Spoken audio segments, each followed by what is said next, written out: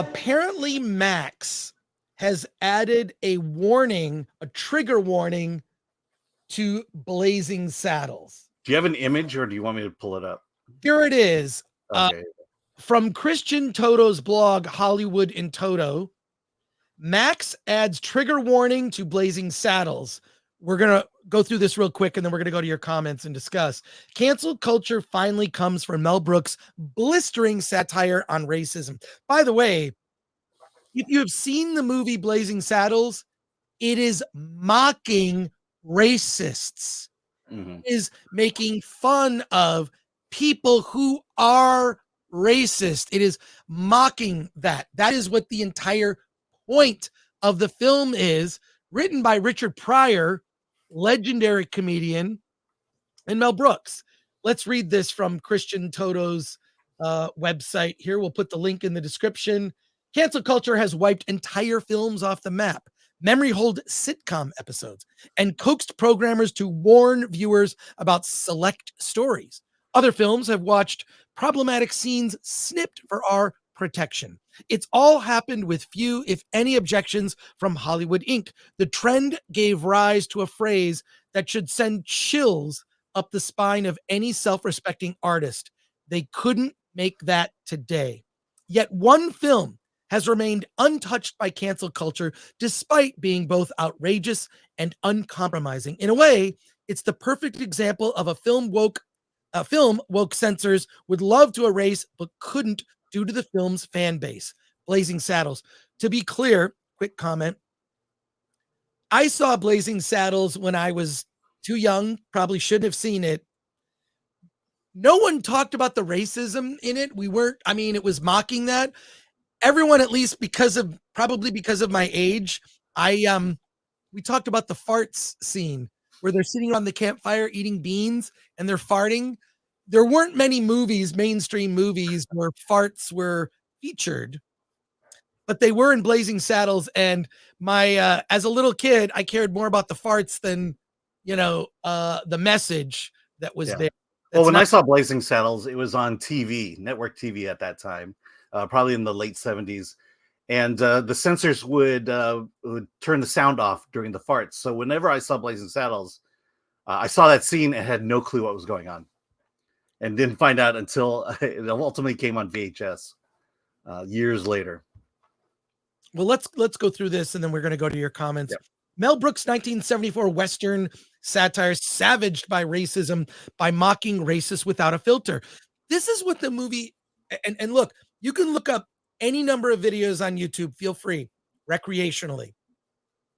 Watch people, there's a whole bunch, if you look, people watching Blazing Saddles for the first time and then showing their reaction and the level of shock. These are younger people who did not see Blazing Saddles when it was first released, but it did become a cult classic mainly because of television. It was a comedy that, I just saw it as like, oh, this movie is mocking Westerns and of course the classic farting scene, which is so good, but it really is, it mocks racism. And so the people who might be offended by it are almost the people that really need to hear this message. I'll finish the story here. It's considered one of the legend's best comedies, a testament to Mel Brooks' creative freedom and wit. The comedy guru is keenly aware of cancel culture and has repeatedly used a variation of "they couldn't make that today" to describe his film.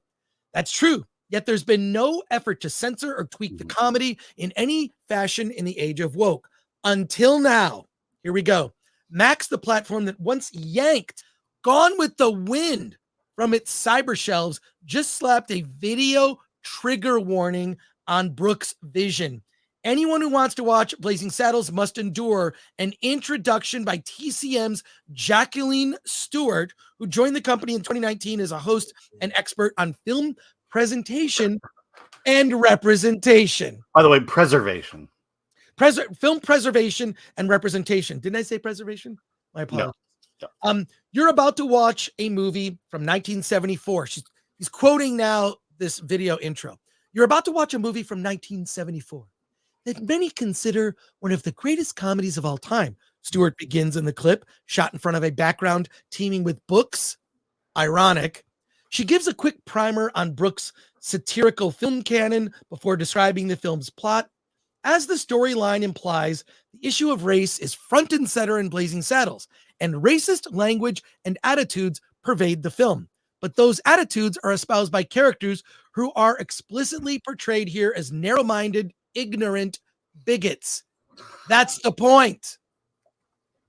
The film's real and much more enlightened perspective is represented by the two main characters played by Cleavon Little and Gene Wilder, she says.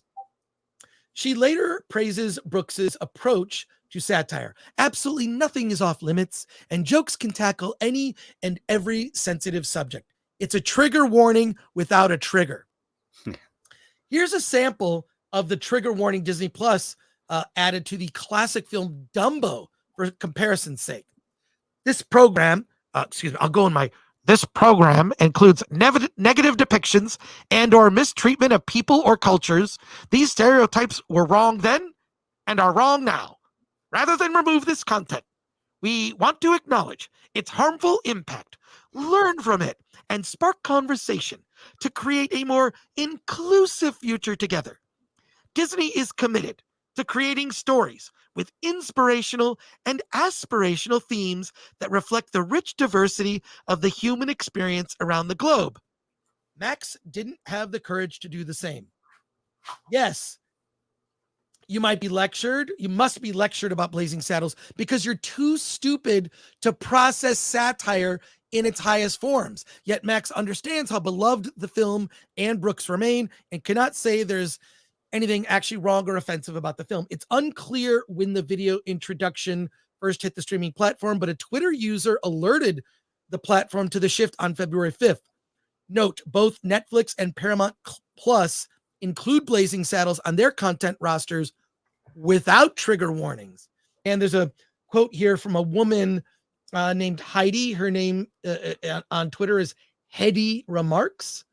She says, I'm watching Blazing Saddles for the first time, and this lady comes on before this movie to tell me the entire plot of the movie and how it ends while warning me about the racist language and how provocative it is. We're just gonna put the link to this entire story in the description. But Alan, what are your thoughts on this? How far we've come. I mean, for someone who grew up in the 70s and 80s and kind of saw racism as it's so much worse back then than it is today, and this idea that we've not grown as a society, and movies like Blazing Saddles hasn't brought us to a point where again we're probably closer than ever to have a truly equal society, a society of equality and of racial equality. And I just hate these people so much. The assumptions that we are so weak-hearted, weak-minded, and that we need to be saved from that, and that a movie like this somehow, it does nothing but bring racism back is just insanity. And so that's why you need physical media, so you don't have to watch that stuff. 100%. My copy of Dumbo doesn't have a trigger warning on it. And we, I don't know, where somewhere today we feel like people are stupider than ever, and that we can't think for ourselves. In fact, maybe that's exactly what's going on here. It's just telling us that how to think, and I think that's been going on. And I think when we talk about Gina Carano, it's all about some force out there, some dark organization that's right there in our face telling us how to think. And to call Blazing Saddles a racist movie is just kind of we're getting tired of it. Well, it's just getting tired of it. The point of the movie is Mm-hmm. anti-racism. Yeah. I mean, look, it mocks a lot of things. Okay, Blazing Saddles is not only about racism. I mean, farts are a part of it, but I'm just saying that it's also a parody of a genre. So it's parodying the genre of Westerns. It's mocking racists. It's Like all of Mel Brooks' work, it's, about more than what's on the surface, but it never lectures. Yeah. It everything is addressed through humor. And I really think what it does is, one, trigger warnings are condescending. Trigger warnings are condescending because it assumes you are not smart enough to know that this is, one, a joke, and two, satire. Satire to me is the highest form of comedy because it's making a point, but allowing you to come to the conclusion yourself. So I find it just incredibly condescending. And it also speaks to how dumbed down our culture has become. We'll get to that later when we talk. There's other topics where this is going to tie in very well, but we become so numb and dumb, and a just general, diminishing of IQ, that this is necessary. This was never necessary, because when I saw it when I was a kid, everyone knew A, it's a comedy, and B, it's satire. Well, everyone got it. Everyone got it when they watched it. Yes. I mean, this is the thing, is the racists in the movie are treated as simple-minded. And quite frankly, the people who are telling us that this movie is racist are simple-minded. And they're not even willing to watch the movie and discuss the satire, what they're trying to satire about racism in this movie, because it's brilliant.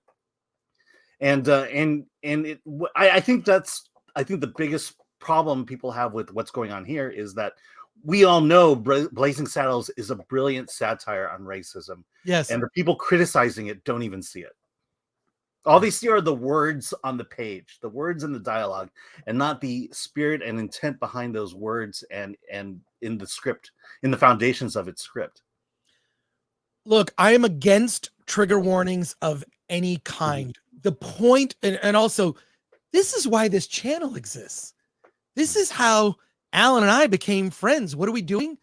We're having conversations about movies. One of the best parts about enjoying everything from cinema, which would be something you might consider high-minded, or all the way to trauma films. The best part of being a fan of films is the conversation. This takes away, what this is trying to do is frame the conversation surrounding this movie and tell you how to think about it before you've even seen it. It's dystopian, it's Orwellian, and I am against any trigger warning of any kind unless you're mocking trigger warnings, which at some point we need to do. We need to mock trigger warnings themselves. What's that slippery slope? I mean, I guess well-intentioned people think that we need a trigger warning, and so they put it in there. But what's to say that the next thing isn't to just remove it from the platform altogether, as they tried to do with Gone with the Wind? Well, look, they edited the French Connection. Gene Hackman's character is racist. That's the point. He's a bad cop, right? They cut stuff. They cut the movie. It's disgusting for me. But in any case, look, this will continue, and people need to call it out, and they need to complain. No one asked for this. They're assuming people are stupid, and it's an insult. And by the way, this is my favorite part of this of the movie, where they talk about his Schnitzengruber. The Schnitzengruber scene. No one. Oh my God. All right. You know what? Maybe we need a hashtag. Maybe we need people giving the finger whenever they see a trigger warning, post it on social media. What should be, end the triggers? Not my trigger. Yeah. Where my triggers at?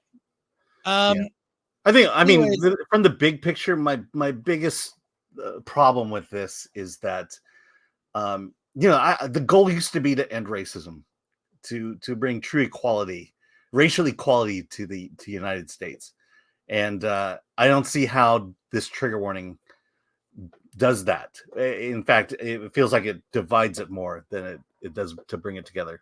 100%.